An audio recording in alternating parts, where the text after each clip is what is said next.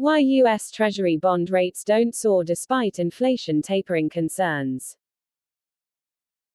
Even after the U.S. Consumer Price Index (CPI) recently rose to 4.2% in April, the 10-year government bond yield rose from 1.61% to 1.69%, but it did not break the previous high 1.77% during the day.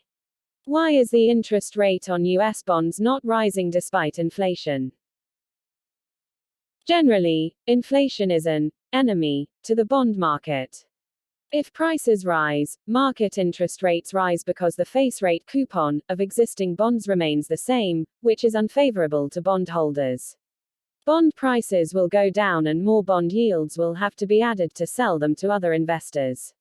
At this time, bond yields mean market interest rates, and that inflation causes interest rates to rise will work as a formula.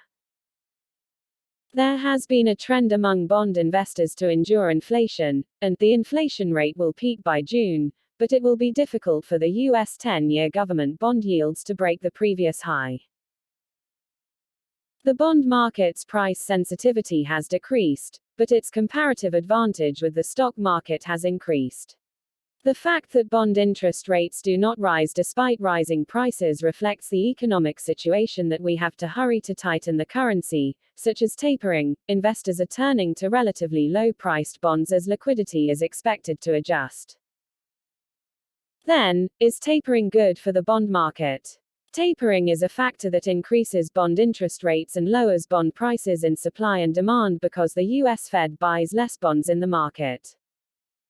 The 10-year yield on U.S. government bonds soared to 1.69% after the April Federal Open Market Committee (FOMC) minutes were released on the 19th, local time, when the Fed officially hinted at tapering possibilities, but soon regained stability and closed at 1.67 to 1.68%. Really tightening will cause the stock market to suffer more, so the bond market will rise in price and interest rates to fall due to reflective profits. This is rather good news for long-term bond investors. Currently, the short and long-term interest rate difference is 1.5%, 150 BP, which is historically high.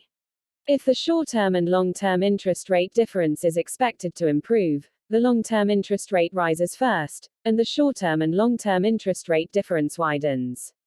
Since April, the trend of widening the short-term and long-term interest rate gap has ended and has been sideways. The worst is that short-term interest rates rise and long-term interest rates fall. If the short-term interest rate difference falls below 1%, 100 BP, it is a sign that the bond market is looking at the economy in a dark way. Stock investors are paying attention to the interest rate on U.S. government bonds because of concerns over liquidity reduction. 10-year government bonds are the most sensitive indicator of U.S. economic growth or inflation.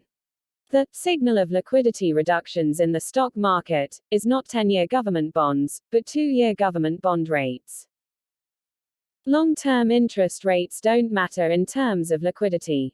If the assumption that the benchmark interest rate does not rise within 2 years is broken and the view of raising interest rates next year prevails, the interest rate on 2-year government bonds will not be able to stay at the current 0.1%. The yield on 2-year government bonds will rise gradually after July when inflation ends. On the contrary, the 10-year government bond rate will gradually come down with upward rigidity as the end of the year, and it will move from 1.3 to 1.8%.